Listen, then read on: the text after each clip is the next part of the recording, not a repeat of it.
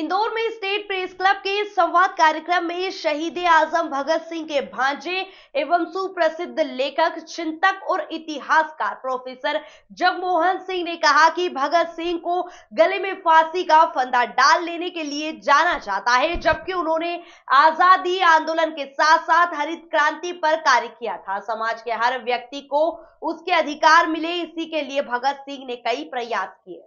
Professor Jagmohan Singh ने state press club Madhya Pradesh के संवाद कार्यक्रम में मीडिया कर्मियों से चर्चा करते हुए कहा कि आजादी की लड़ाई के दौरान भगत सिंह ने युवाओं एवं महिलाओं को समाज में आगे रखने का अभियान चलाया था। पर्यावरण और गरीबी दूर करने के लिए भी उन्होंने कई कार्यक्रम चलाए थे। उन्हें इस बात का भान था कि युवा और महिला ही समाज में बड़ा बदलाव ला सकते हैं। सर बताएं, क्या मध्य प्रदेश आने का पहले सबसे पहले तो भगत सिंह जी के परिवार से हैं, आप क्या कहेंगे इस पूरी? देखिए, मैं एक बड़े स्पेशल मिशन पे इस दफ़ा आया हूँ कि हमारी गोवा की आज़ादी की लड़ाई हुई, लेकिन आपके महाराष्ट्र यहाँ मध्य प्रदेश के जो शहीद हैं, जो गोवा में शहीद हुए थे 15 अगस्त 1955 को, उनको याद नहीं किया गया। ना हम याद करते हैं, ना वो गोवा वाले करते हैं। तो हम कहते हैं कि हमें अपने इतिहास में उस चीज़ों को याद करना चाहिए, और अगर हम याद करेंगे तभी हम आगे बढ़ सकेंगे, नहीं तो वो गलतियां जो पहले हुई हैं वही अब होंगी। तो इसलिए मेरा तो यही है कि हमें अपने इतिहास के प्रति बल चेतन होना चाहिए, और चेतन होने के साथ इतिहास बोध में कि उससे सीखा क्या जाए, क्योंकि इतिहास की कहानियाँ जो हैं वो मतलब हमें कुछ नहीं देती, लेकिन उसमें क्या, जैसे भगत सिंह ने कहा था कि हम इतिहास के बहुत गंभीर विद्यार्थी हैं, हम अपने लोगों के हालात को जानते हैं और उनकी क्या समाधान मांग रहे हैं वो करेंगे।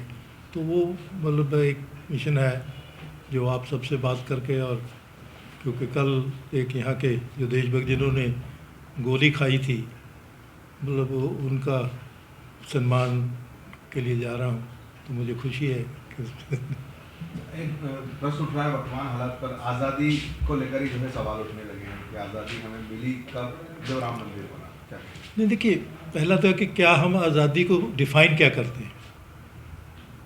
मतलब जब तक आप उसकी डेफिनेशन बदलेंगे तब ये सब सवाल बन जाएंगे। अगर मंदिर बनने से सब लोगों को रोटी मिल गई, काम मिल गया, उनकी सब समस्याएं समाधान हो गई, तो मैं कहूँगा कि ठीक है, इसने बहुत बड़ा कदम उठाया, लेकिन वहाँ तो और कुछ निकल रहा है। मतलब मंदिर जो है, मतलब उससे कभी भारत का समाधान नहीं हुआ। इतिहास में ले लीजिए, हमने मंदिरों से ही क्योंकि इतना धन इकट्ठा किया कि बाहर से हमने इनवाइट किए कि आओ जी लूटो और ले जाओ। तो इसलिए मतलब जो आज़ादी का मतलब, अगर आज़ादी हमने जो आज़ादी की लड़ाई के मतलब 1757 से लेके 1947 तक को आप देखेंगे, तो उसमें लोगों में मतलब एक किस्म का यकीन पैदा करना, अपनी समस्याओं का समाधान करना, मतलब जो हो रहे हैं उसके बारे में प्रश्न करना।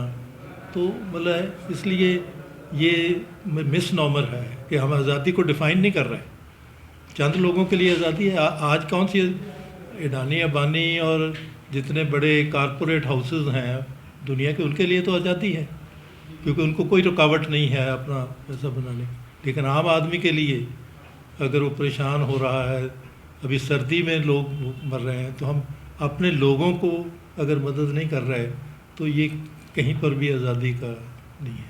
एक प्रश्न मेरा था, इतिहास को बदलने का काम हो रहा है देश में इस समय बड़े बारीक तरीके से।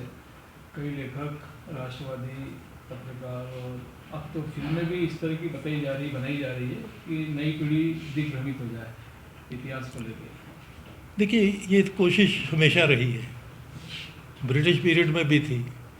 ब्रिटिश ने जितनी हिस्ट्री लिखी है उसमें जो लोगों को उत्साहन करने वाली थी चीज़ें वो गायब हो जाती थी। हम राजे कैसे लड़ रहे हैं, कौन किससे लड़ रहा है, मतलब लोग क्या कर रहे हैं, और उसकी बात नहीं की। अब जैसे मैं आपको एक बहुत मतलब बंदा बहादुर को हम समझें, गुरु गोबिंद सिंह जी ने बंदा बहादुर को भेजा पंजाब में पाप ख़त्म करने के लिए। लेकिन उसी फारूक यार ने जिसने बंदा बहादुर को शहीद किया, उसने झोंक सिंध में एक सूफ़ी कवि मतलब थे शेख अनायत, उनको भी शहीद किया। तो मैं कई दफ़ा कहता हूँ दोनों को जोड़ के देखोगे तब इतिहास पता चलेगा। और कारण क्या था कि उसने झोंक में नारा लगा दिया, उसके पास 1000 एकड़ ज़मीन थी, किसी वक्त दी होगी, वो सूफ़ी मज़ार के साथ। उसने कहा कि लोग भूखे मर रहे हैं, वो कहता आओ खाओ, कमाओ और खाओ, बल कुछ देना लेना नहीं। तो स्टेट को खतरा हो गया। तो इसलिए मतलब ये जो इतिहास, और मैं समझता हूँ नौजवानों को बड़ा चेतन होना चाहिए कि आप खुद मेहनत करिए। आज हमारे पास इंटरनेट रिसोर्सेज हैं, थोड़ा ओरिजिनल डॉक्यूमेंट्स को देखें। तो ये, और उसका भी ये है कि भी पहले बिगड़ा है अब हम ठीक कर रहे हैं, तो ये भी बात नहीं है।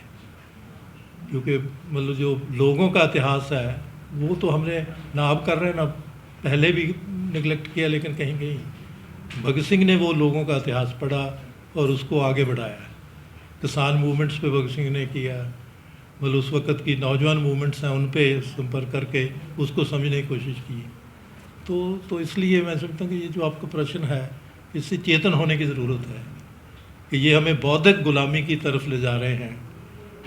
मतलब शारीरिक गुलामी तो मतलब है ही, क्या आपको अपनी अगर नौकरी के लिए नेगोशिएट करने का हाई राइट नहीं है तो आप गले स्लेव हैं।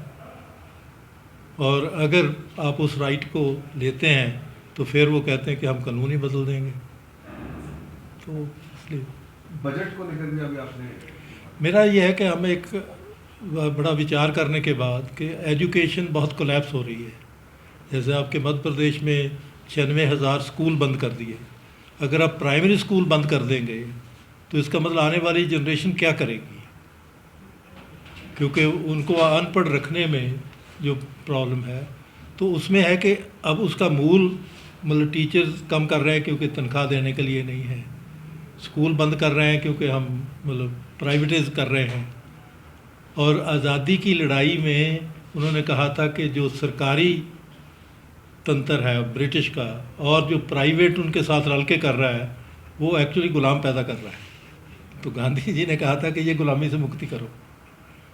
तो इसलिए हम समझते हैं कि बजट एक ऐसा असेंशियल कमिटमेंट है कि क्या सामाजिक तौर पर इस सिस्टम की कमिटमेंट है कि ये लोग बच्चों को, मतलब जिन देशों ने आज़ादी से कहा था कि अगर उन्होंने तरक्की की है तो उन्होंने अपने बच्चों को फ्री पढ़ाया है। जर्मन जो सबसे ज़्यादा था, लेकिन वो अभी उन्होंने उसमें फ़ीस लगानी चाहिए। तो लोगों ने इतनी बुरी तरह उनके खिलाफ, उन्होंने आज़ादी से कहा था कि अगर उन्होंने तरक्की की है तो उन्होंने अपने बच्चों को फ्री पढ़ाया है। जर्मन जो सबसे ज़्यादा था, लेकिन वो अभी उन्होंने उसमें फ़ीस लगानी चाहिए। तो लोगों ने इतनी बुरी तरह उनके खिलाफ उठाया कि नहीं, ये राइट नहीं। हम आपको स्कैंडिनेवियन कंट्रीज़ हैं वहाँ फ्री एजुकेशन, फ्री हेल्थ है। तो अगर हम तरक्की के मापदंड वो देखेंगे तो फिर क्या अब आज़ादी आ गई कि हमारे बच्चे जो हैं वो फ्री पढ़ रहे हैं और उनको हर स्वास्थ्य मिल रहा है। तो फिर आज़ादी को डिफ़ाइन करने की ज़रूरत है। तो थैंक पूर्व प्रधानमंत्रियों पे 3-4 पिक्चर आ चुकी है। मनमोहन सिंह जी पे आ रही है, अभी इंदिरा जी पे आ रही है।